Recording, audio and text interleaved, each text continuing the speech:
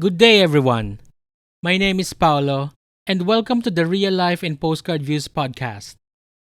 For this episode, I'm wearing my election observer hat, and we'll be talking about how the Philippine Automated Election System, or the AES, can still be improved. We are going to be a bit techie this time, but listen well, because the fate of the country could depend on those vote counting machines. Hang tight.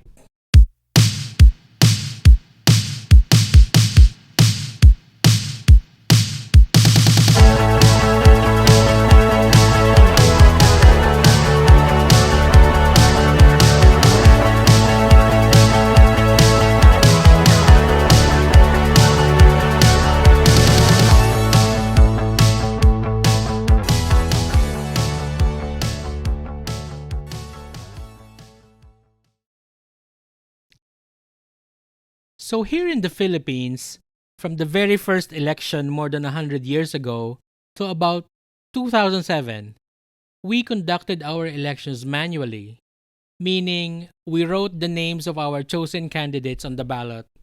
And then, during the counting process, the votes written on the ballots were read one by one and tallied by hand on large pieces of paper. And that was just the start because a more grueling process of consolidation of votes happened after that, in which these large pieces of paper from each polling place were then collected at the municipal level, and then results were again tallied there, and collected again and consolidated at the provincial level, until another piece of paper, the product of that provincial consolidation, was taken to Manila at the National Tabulation Center, where they were then collected together with other provincial certificates of canvass to get the national count. Yep, the manual count was tiring, prone to human errors, and took more than a month to finish, if we're lucky. In the 2010 elections, it all changed. The Philippines started using expensive machines to count votes. People still use paper ballots now because our election laws say we should. But now the votes are counted at the polling place level using these machines. These precinct results are then either transmitted electronically to the next consolidation level or are transported manually inside CF cards or SD cards depending on the availability of phone signal or internet connection on that day where the results are being transmitted from. The automated election process could be quite fast. Precinct results could reach the national level within a day and were even used to proclaim senators even if all results were not yet all in. It is this speed that sold many Filipinos to the new system. However, at what cost? One thing that the manual system had that the new system doesn't is observability. Yes, the manual process was work intensive. Seriously. But each of those stages of the process were observable, either by voters or by election monitoring organizations. And of course, other stakeholders like the political parties. You could see how votes were being counted and tallied. It was possible to cross-check election documents. Citizens had the ability to actually make the election system more transparent and accurate, but it did entail recruiting people in large numbers and with the commitment to stay and observe the entire process. In the automated election, this observability is somehow taken away or lessened considerably. When a voter feeds his or her ballot into the machines, we are supposed to trust that the system will do its job. We don't see those numbers add up before our eyes until we are just given a result at the national level. Well, it may be possible to do that somehow, but before we are through, the winners might have already been proclaimed using data that we are asked to simply accept. Some of you listening now who know me may already know that I've been involved in election monitoring since I was about 21 years old.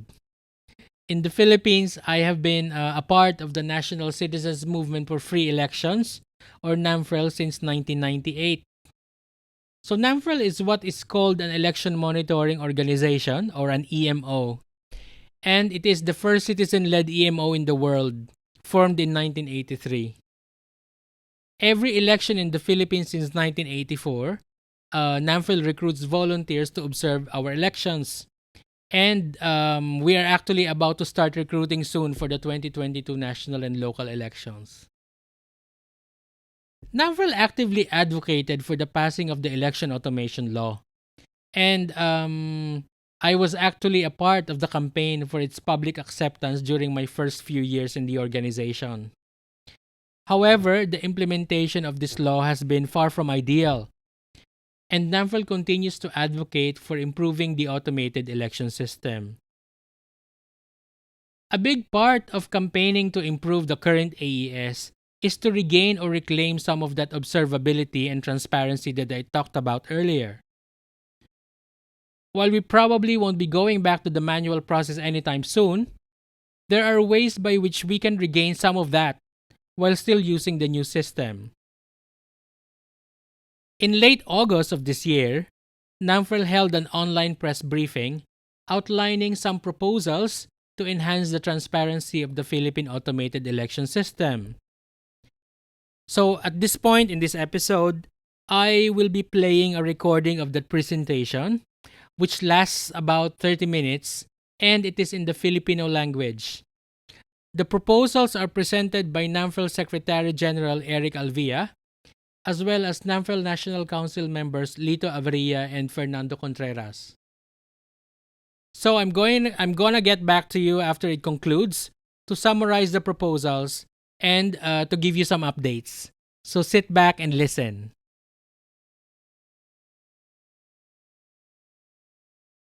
Magandang umaga po sa inyong lahat. Ako po si Eric Alvia, Secretary General ng NAMFREL.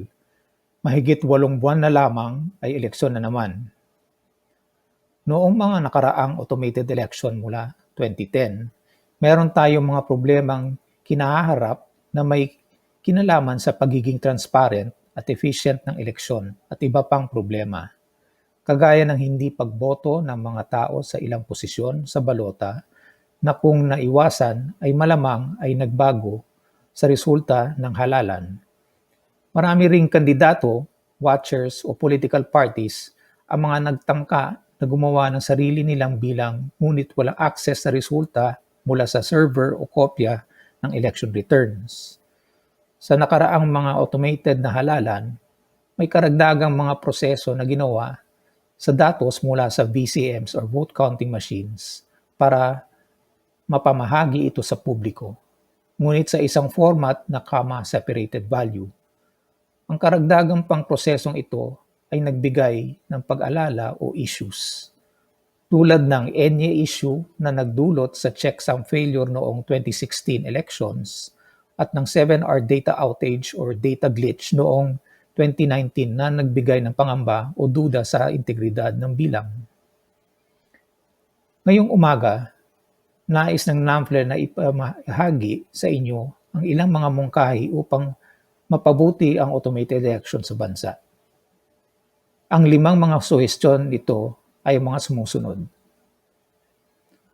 Open source licensing ng automated election system or AES software.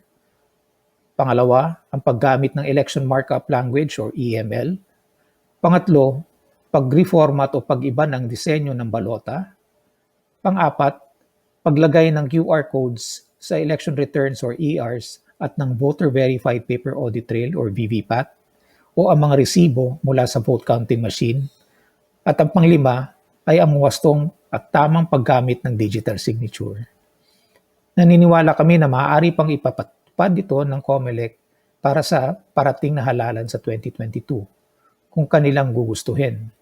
Ito ay para sa isang hayag o lantad na pagpapatakbo ng proseso na isang malaking hakbang upang panatilihin at protektahan ang kredibilidad at integridad ng halalan. Muli, magandang umaga po at pakinggan po natin ang mga sumusunod na presentations. Maraming salamat. Magandang umaga po sa inyong lahat. Ako po ay si Lito Averia, miyembro ng NAMFREL National Council. Isa sa mga agam-agam ng mga Pilipino sa Automated Election System o ng AES ay sa software o program na ginagamit para dito. Normal itong reaksyon dahil ito ay isang aspeto ng AES na hindi nakikita. Ang lisensya na iginawad sa COMELEC upang magamit ang software ay tinatawag na proprietary. Ang ibig sabihin ay nakatali ito sa kumpanyang gumawa nito, sa Smartmatic, na siya rin gumawa ng mga makina. Subalit pinag-uutos ng ating batas na ma-review ang source code. Dahil ang source code ay sumasailalim sa proprietary license, ang pagsasagawa ng local source code review ay limitado. Ito ay ginaganap lamang sa Manila at limitado sa ilang programmer at analyst na may kakayahang sumulat at umintindi ng mga computer program. Hindi rin pinahihintulutan ang pag-test ng source code sa iba't ibang paraan. Dahil dito, iminumungkahi ng NAMFREL na gawing open source ang licensing para sa lahat ng gagamiting software sa automated election system. Ang ibig sabihin nito ay, una, papayagan ang paggamit ng open source election software sa ating eleksyon. Marami ng mga bansa ang gumagamit nito at bubuksan nito ang pinto sa mas marami pang kumpanya na maaari magsumite ng proposal sa COMELEC, kabilang na ang mga Filipino companies. Pangalawa, mas maraming IT experts ang maaaring makilahok na gawin ang local source code review at payagan silang itest ito sa paraang sa tingin nila ay mas epektibo. Nakasaad sa Section 14 ng Republic Act No. 8436 na inamyendahan ng Republic Act No. 9369 na ang software ng AES ay dapat open to any interested political party or groups which may conduct their own review thereof. Kung tatanggapin ang aming mga suhestyong ito, mas maraming tao ang maaaring makapagmungkahi sa COMELEC ng mas mainam na teknolohiya na babagay sa ating pangangailangan, na maaaring mas mura kaysa sa gamit natin ngayon, at mas marami ring mga mata ang maaaring tumingin sa software upang higit na mabawasan ang mga pag-agang-agam ng mga Pilipino sa automated elections. Matatandaan din na noong 2016 elections ay nagkaroon ng problema sa pag-display ng mga pangalan ng mga kandidatong may Spanish letter N. Noong 2019 naman, isa sa mga naging issues ng automated election system ay ang pagkakaroon ng delays sa pagtanggap ng mga election returns ng mga political parties, citizens' arms, at media na tumagal ng 7 oras. Ito ay tinaguriang 7-hour glitch. Ang isa sa mga dahilan nito ay ang paggamit ng makina na magkakaibang lengguwahe sa pag-transmit ng mga resulta. Ang pangunahing lengguwahe na gamit ng mga makina ay tinatawag na EML o Election Markup Language. Tulad nito. Ngunit, kapag ang mga datos ay ipapadala na sa ibang mga election stakeholders kagaya ng political parties, NGOs at media, ay kailangan pa itong i-convert sa isa pang format na tinatawag na CSV o comma-separated values. Dahil dito, iminumungkahi ng NAMFREL ang paggamit ng EML o Election Markup Language sa buong proseso ng automated election system, mula sa mga VCMs hanggang sa mga iba't ibang server na hindi kinakailangan pang i-reformat o palitan ng format ng data. Ito ay magkakaroon ng iisa lamang na format, ang mga datos ng AES. Mas magiging madali ang integration ng iba't ibang makina, may iiwasan ang mga posibleng delay dulot ng pag-convert ng impormasyon, at mas madali pa rin matetest ang buong sistema bago maghalalan. Yun po ang aming mga suhestyon, 2 suhestyon. May mga iba pa ho kami suhestyon para sa COMELEC na ipipresent ng ating mga kasama dito. Salamat. Magandang umaga po ulit. Ako po si Eric Alvia, Secretary General ng NAMFREL. Sa ating sistema ngayon ng pagboboto, walang iisang standard ang paglista ng mga kandidato sa mga balota. Sa mga national at local positions, makikitang naka-alphabetize ang pangalan ng mga kandidato base sa apelyido.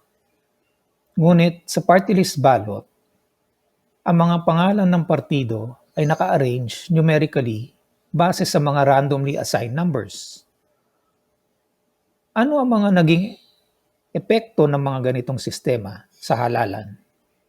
Una, sa national at local elections, pabor ang sistemang ito sa mga kandidatong nasa taas ng listahan dahil sa kanilang apelyido. Pabor din ang ganitong sistema sa mga kandidatong may matutunog na apelyido. Yun ang mga pamilyang ay matagal nang nasa politika o kaya kilalang pangalan. Yung bang nakita ng ilang botante sa apelyidong iyon, yun lang ang ilalagay nila at iboboto nila dahil pamilyar sa kanila.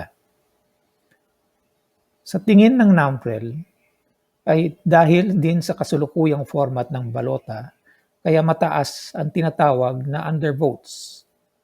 Ang undervotes ay mga nasayang na boto dahil nakaligtaan na mga botante na sugutin o botohan ng ilang posisyon sa balota. Noong 2010, nagkaroon ng protesta dahil sa boto para sa vice-presidente, kung kailan lamang si Binay na mahigit 720,000 votes ang nakuha laban kay Rojas. Noong eleksyong iyon, halos 3 milyong boto sa vice president ang na-invalid o hindi napunan. Noong 2016, nagkaroon ulit ng protesta sa vice president position kung saan lumamang lamang ng mga 260,000 votes si Robredo kay Marcos.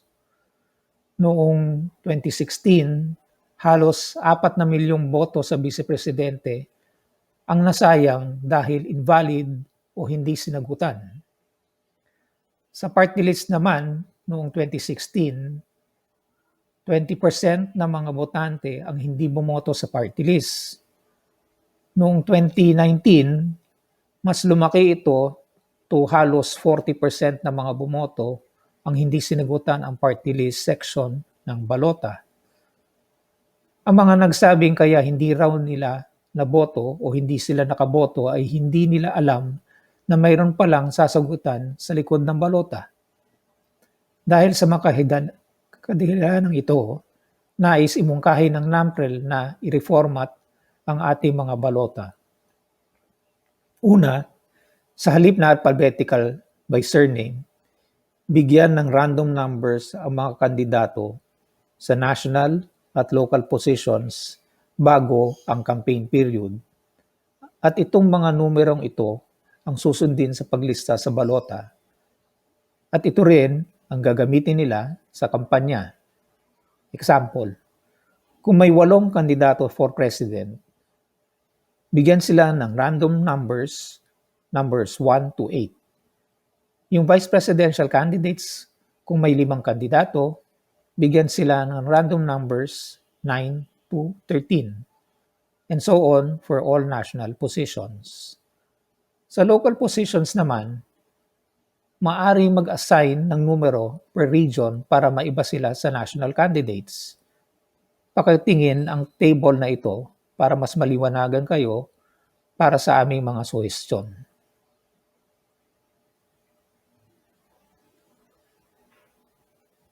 Ang numerong mga ito ay pwede nilang pagbunutan sa COMELEC through their party representatives.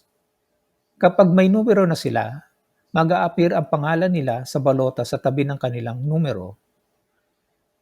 Itong numero ito ay gagamitin ng mga kandidato sa pangangampanya. So ang mangyayari sa araw ng eleksyon, hahanapin na lamang nila ang kanilang mga supporters ng numero ng kanilang kandidato sa balota. Para sa mga botanteng hirap din magbasa, mabuti ito dahil numero na lamang ang kanilang hahanapin at hindi na mga pangalan.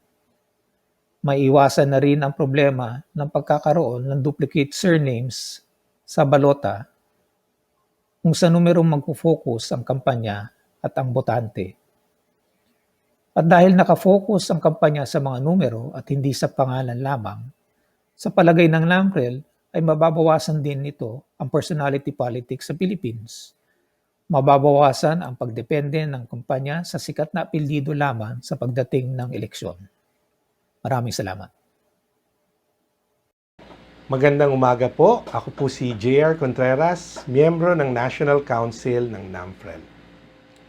Isa po sa iminumungkahi ng NAMFREL ay ang paggamit ng QR or Quick Response Code na isasama sa dalawang dokumentong ginagamit sa ating eleksyon. Yung dalawang dokumento po yun ay ang VVPAT or ang Voters Verifiable Paper Audit Trail at ang ER or ang Election Return. Ang Voters Verifiable Paper Audit Trail ay ang resibo pong natatanggap ng mga botante pagkatapos niya maglagak ng boto at ipasok ang kanyang balota sa isang VCM or Vote Counting Machine. Samantalang ang ER naman ay ang dokumento kung saan nilalabas ang tali o kabuuang bilang ng isang presinto pagkatapos ng election time.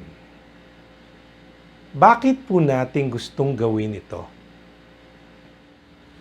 Ito pong QR code ay magsisilbing isang machine-readable version ng resulta kung saan ang kahit sino na merong kaukulang gamit katulad ng smartphone or cellphone o ang cellphone na may camera para mabasa ang resulta ng ating election returns or ER. Kahit sinong individual or grupo na nais gumawa ng kanyang sariling pagbilang ay maaring gawin ito at magagamit ang QR code para mabilis na makuha ang datos ng resulta ng ER. Makakatulong din ang QR code sa pag-audit ng resulta ng eleksyon. Siyempre, dapat lamang na magtali ang resultang nakasaad sa ER at sa mga VVPAT galing sa parehong VCM or vote counting machine. Maaring gamitin ang sistemang ito sa pag-audit ng resulta doon mismo sa presinto. Pwede po nating ihalintulad ang prosesong ito sa nakasanayang accounting system, kung saan nakakasiguro tayo sa integridad ng datos sa paggamit ng 2 beses na pag-record or pagtala. Sa accounting, meron tayong tinatawag na double entry principle or ang tinatawag nating debit-credit or yung T-account or T-chart system na tinatawag. Ang QR code, ganun din po naman yung intensyon natin. Sa ngayon po, lahat ng VVPAT at ER ay meron lamang isang printout or isang record. Makikita nyo po doon sa VVPAT kung ano po yung binoto nyo at sa ER naman makikita po natin kung ano yung bilang ng boto kada kandidato. Isang record po lang ang makikita nyo. Ngayon po, kung dadagdagan natin ng QR code, yung printout sa ibaba ng VVPAT at ER, malaki po yung may tutulong nito sa pagdagdag ng integridad sa ating boto dahil nagkakaroon na po tayo ng double entry. Yung taas na bahagi or yung taas na portion, human readable or nababasa ng tao at yung babang portion naman, machine readable. Normal lang po na dapat parehong datos na laman ng taas at baba. Yun nga po yung kagandahan dahil pareho naman ang pinanggagalingan makina nito, pareha din po dapat ang maging resulta. Ngayon lang po, dahil meron tayong QR code sa baba, kahit sino na may smartphone, pwedeng barilin kagad yon or kunan ng litrato at makuha kagad yung datos sa mabilis na paraan. Ayon po sa ulat ng COMELEC, nasimulan na pong paghandaan ng paggamit ng QR code or quick response code. Sa katunayan po sa kanilang huling pag-report, yung VVPAT po ay gagamitan na nila ng QR code. Kami po sa NAMFREL ay sumusuporta sa ganitong inisyatiba na ginawa ng COMELEC at gusto po sana namin na ituloy pa to na gamitin din ng QR code sa ER or election return. Isa pong challenge o isang kanilang pinag-uusapang problema sa QR code sa ER ay ang density or masyado pong maraming datos ang laman ng ER.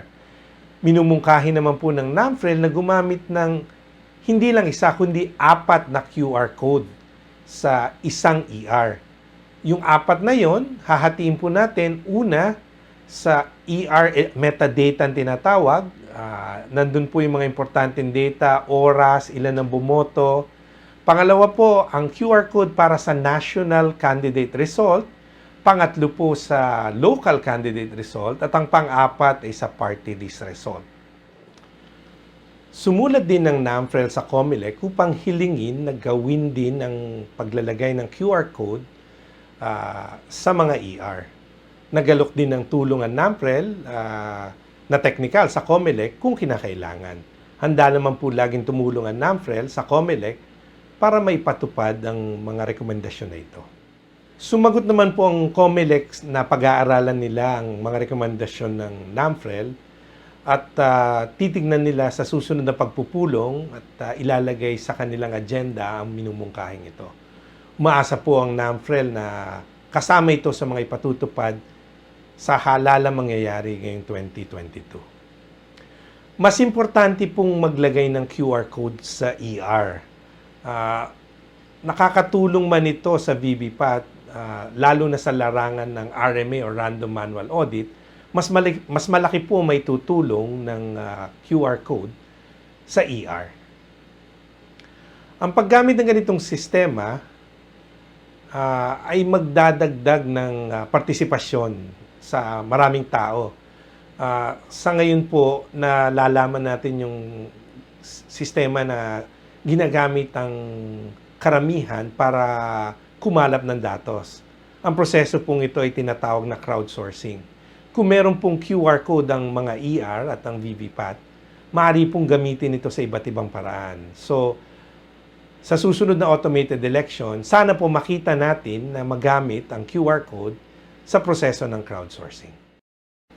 Isa sa importanteng parte ng automated election ay ang pagpapadala ng resulta or election returns mula sa presinto papunta sa canvassing system.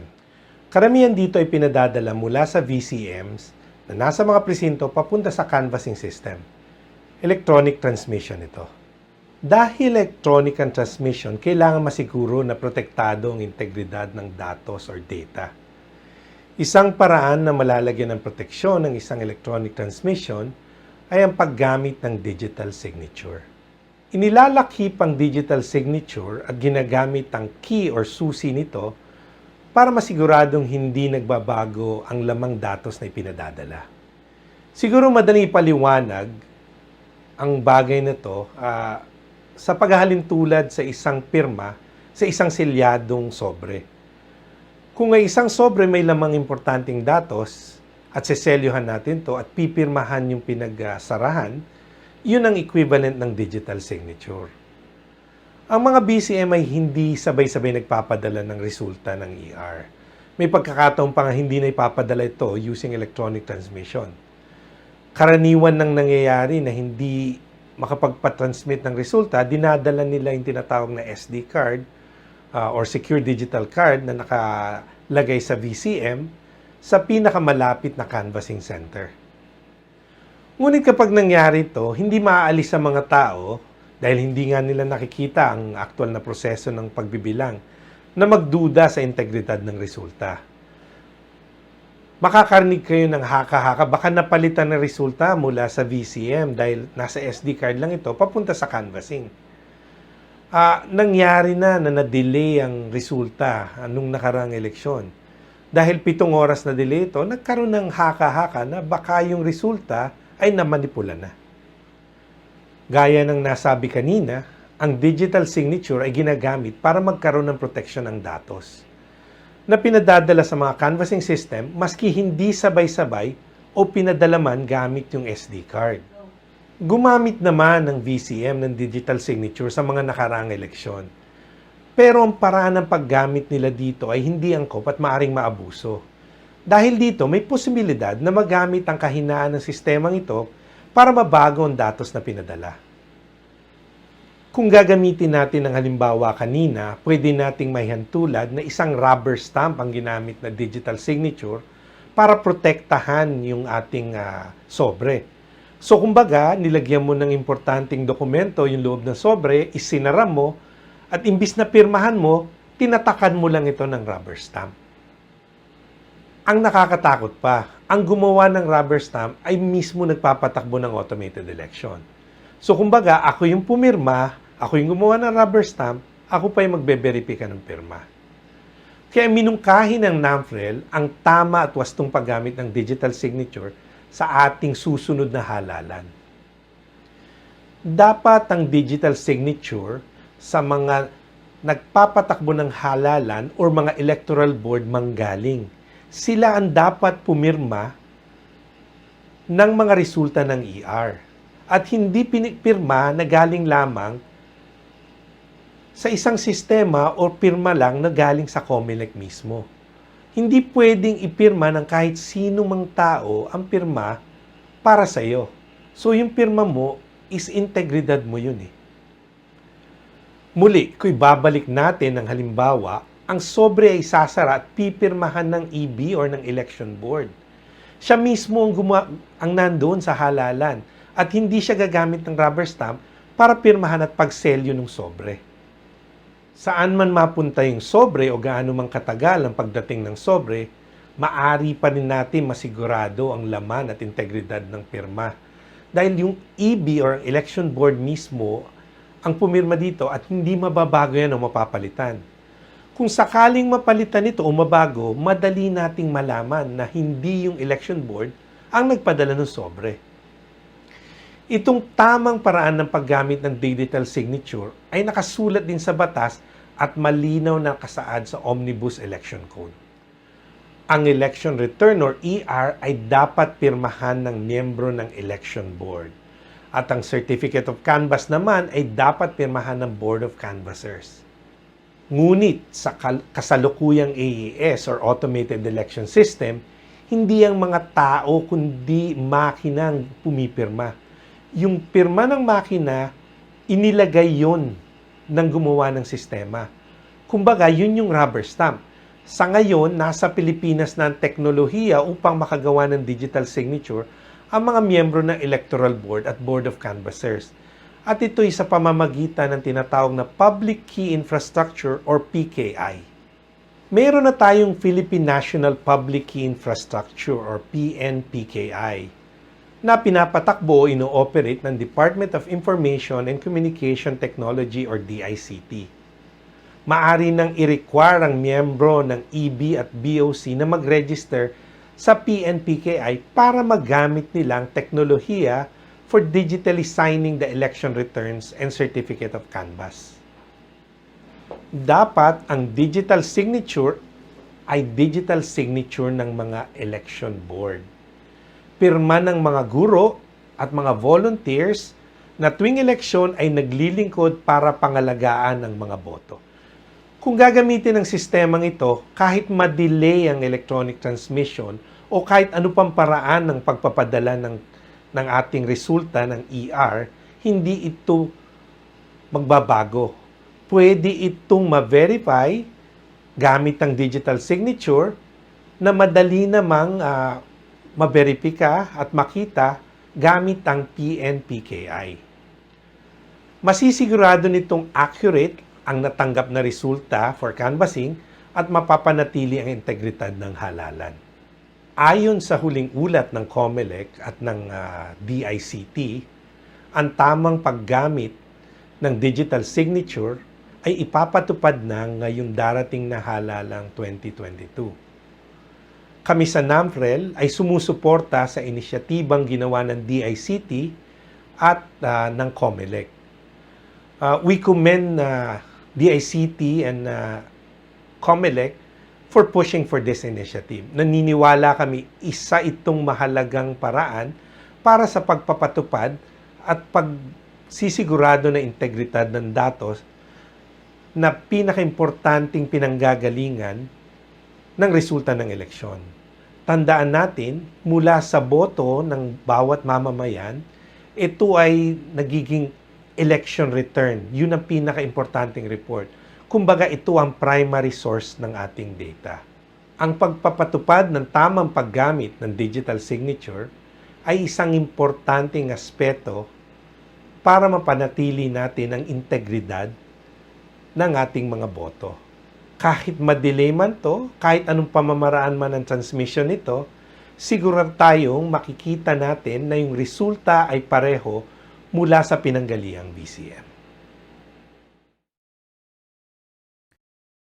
Thank you for listening to that. Let me now summarize NAMFL's proposals. So NAMFL is proposing 5 enhancements to the Philippine Automated Election System, or AES, and these are: number 1, it's the use of open source licensing. Number 2, end-to-end use of election markup language, or EML. Number 3, reformatting the ballot.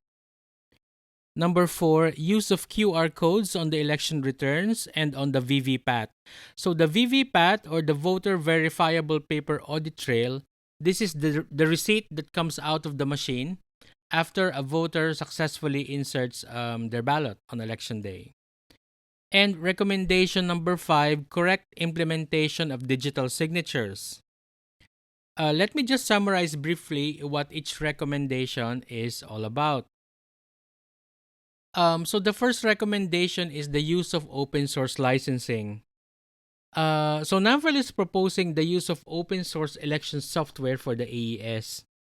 The group said that this would open up the process to more prospective bidders for this component, instead of COMELEC being usually tied up with the same company supplying the hardware. So right now that company is Smartmatic, and they have been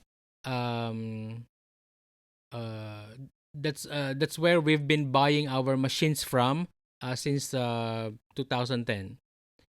NAMFL is also encouraging the COMELEC to open up the local source code review of the software to more IT experts, and to allow the participants to use other methods they deem fit to test this source code. So this source code review is actually ongoing right now. It started, I believe, last month in October. So I'm just not sure if this particular recommendation has been followed.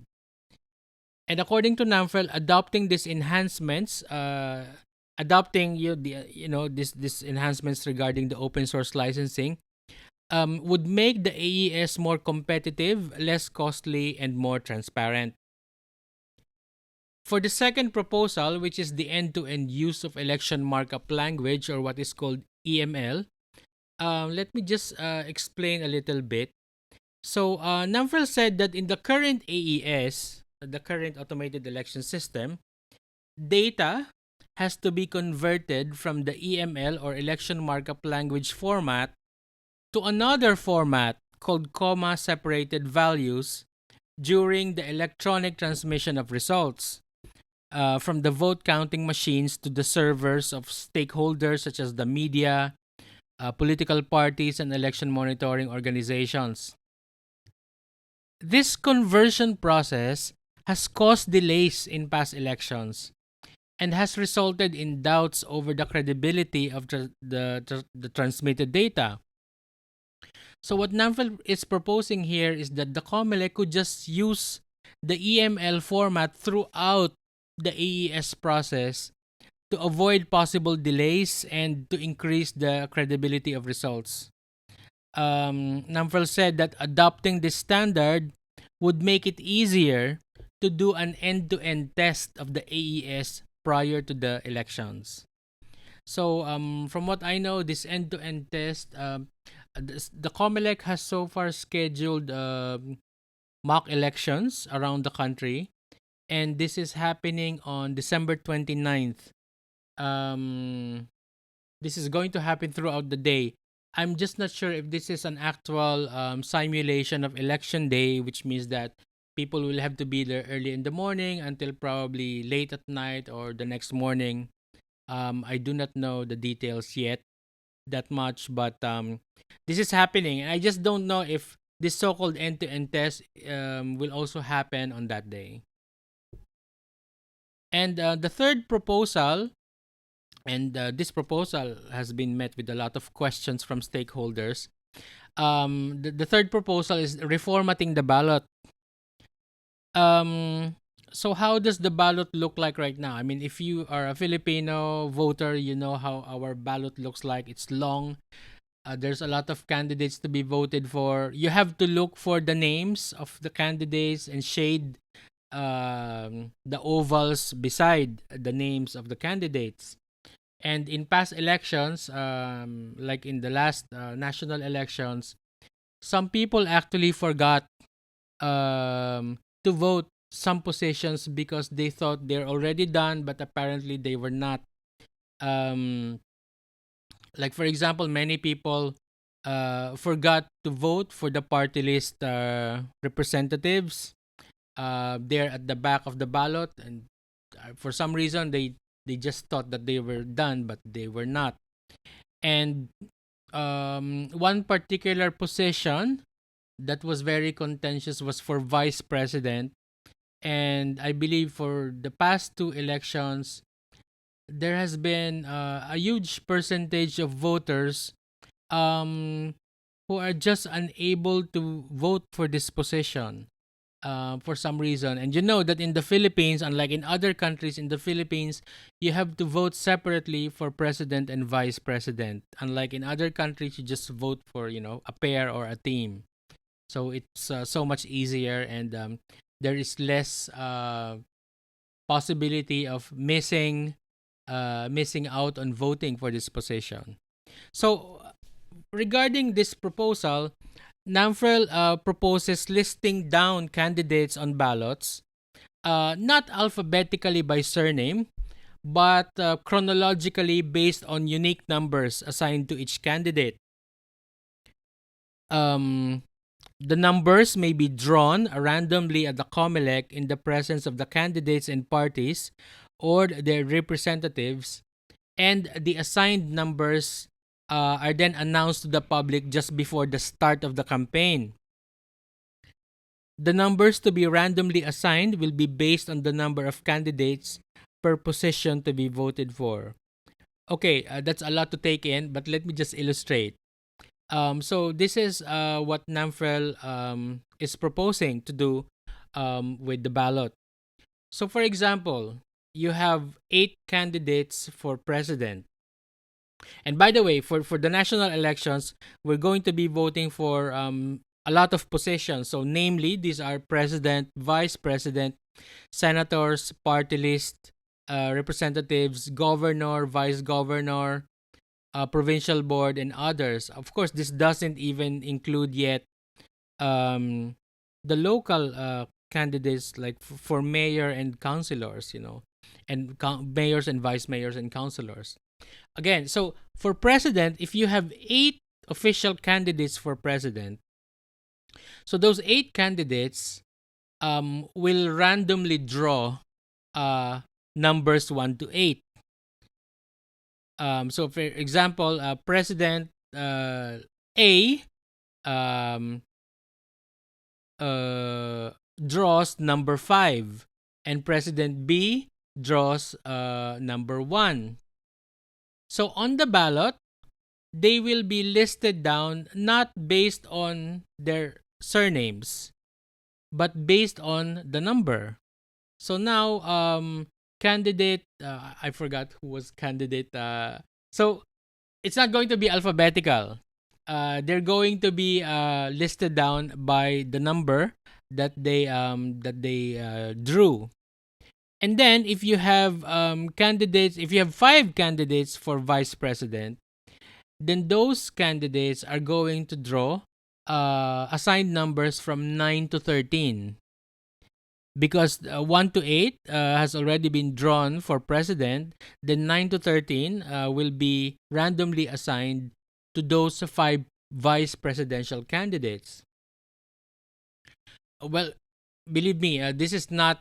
This is simple. This is not as complicated as it might sound. And you might ask, why would NAMFREL recommend such a thing? Listen to this. So according to NAMFREL, adopting this proposal will address several problems. Number 1, it will make it easier for voters who cannot read or with poor eyesight to be able to vote, as they will just have to search for the numbers assigned to their chosen candidates.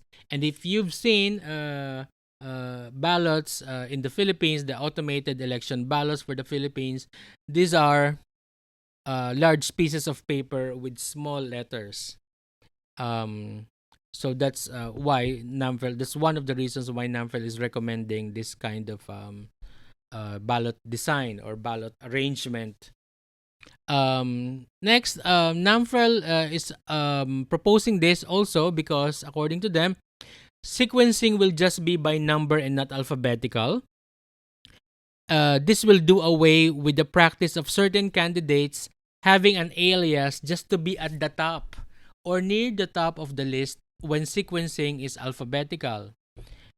If you're a Filipino voter, you know what I'm talking about. So there's going to be some bogus candidates or some another candidate that gets approved somehow with a similar surname, and then this can create confusion on the part of the voter because especially if the surnames are familiar and then suddenly there's two people with the same surname, they might make a mistake. But it seems that that is the purpose of that. It's to confuse voters. So assigning numbers to candidates will do away with that problem.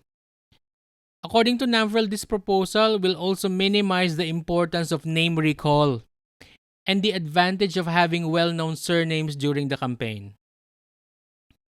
And as the candidates will be using their assigned numbers for the campaign, pre-election campaigning can be minimized as numbers assigned to the candidates can only be released by COMELEC just before the start of the campaign period.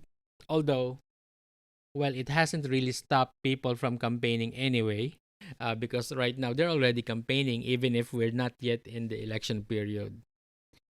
And according to NAMFEL, this is also a possible solution to having no votes or undervotes for the position of the vice president and party list, as voters will make sure that they will have the numbers of their chosen candidates on hand just before voting.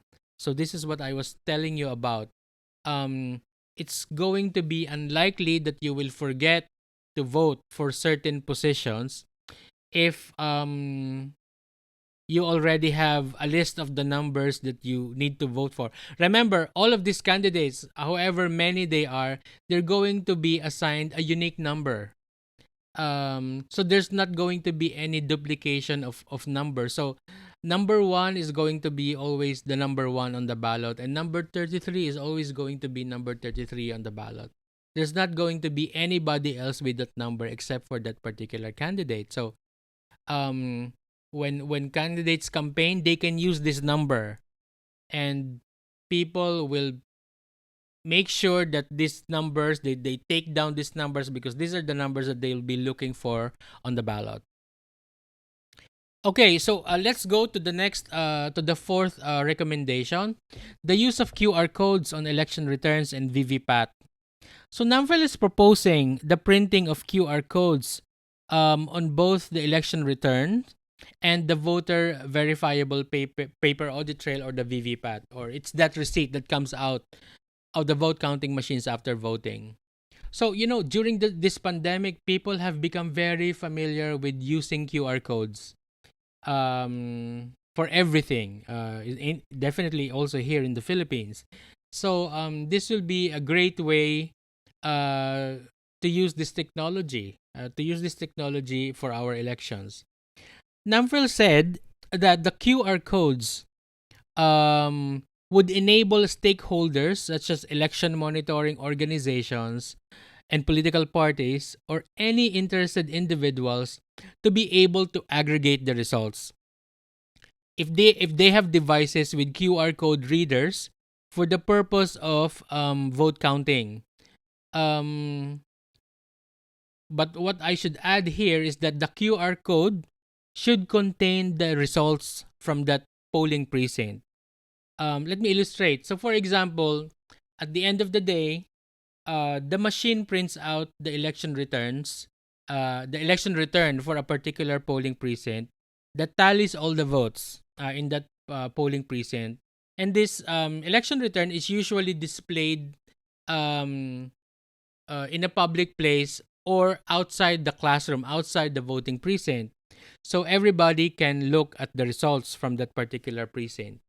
Now, if this piece of paper has a QR code with the results, then anybody with a phone that can read QR codes, or that has an app made for the purpose of this, can scan that QR code, and technically they can be aggregated using perhaps another app developed by NAMFEL or any other election monitoring organization to be able to aggregate results from all these precincts. So this technology can be used for parallel vote tabulation, um, which is another way of saying that the people can have their own count, um, apart from the official count from the Commission on Elections. So having QR codes on both the ERs and the VVPAT would also facilitate audit check of the results, even right there in the polling precinct. And according to NAMFREL, adopting said proposals would make the counting process more participatory and transparent. Um, I agree with this. This is going. I mean, having a citizens count will be so much more. Will be so much easier. If the COMELEC will actually allow this to happen. Will facilitate this to happen by putting QR codes with election results on the election returns. And of course, the election results will already be aggregated, so no votes can be traced to certain voters because it's just an aggregate of the results from that precinct. They're not individual votes. And then the last recommendation from NAMFREL for the AES is the correct implementation of digital signatures. So NAMFREL is calling for the correct implementation of the digital signature. According to NAMFREL, the digital signature to be included in the electronic results of the election should be those of the members of the electoral boards, or those guys who are managing the elections in one precinct. And of course, also of the boards of canvassers. So these are the guys at the canvassing level, at the consolidation level. So they are the ones in charge of that. Instead of signatures from the machines supplied by the COMELEC.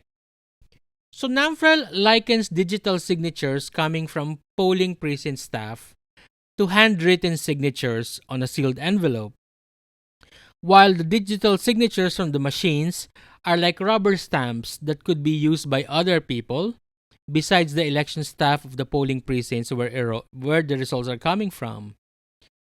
NAMFEL said that the technology for such use of digital signatures is already available in the country, and that adopting said proposal could ensure that electronic results can be verified as authentic, even if the VCM results were not able to be transmitted electronically, as is the case in many parts of the Philippines where internet signal is still poor.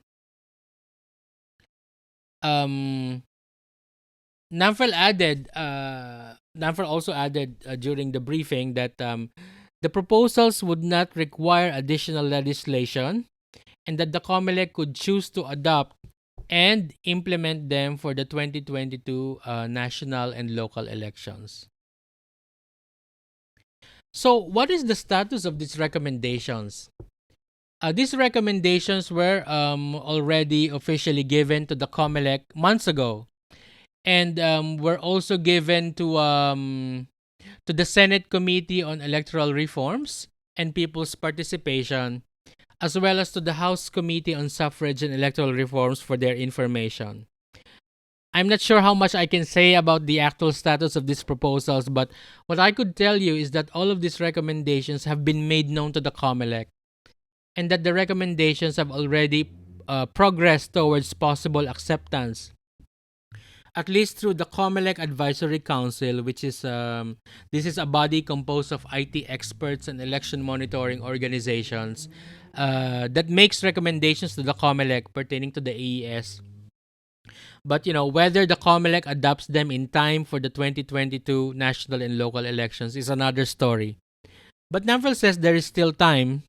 However, perhaps there's not much left.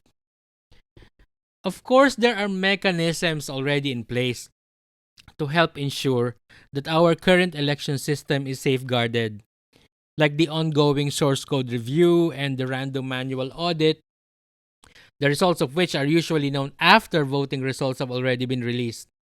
But clearly, these are not enough, and we would need more safeguards and the cooperation and participation of different stakeholders, especially the general public, to ensure that the election results are truly reflective of the will of the voters. We will be following this issue closely, and I hope to give you an update on this recommendation soon. Just to remind you listeners out there, though you already see people campaigning left and right, the Philippine election period for the 2022 national and local elections actually officially starts in January 2022. And this is the reason why you see a lot of campaigning going on and the COMELEC cannot do anything about it.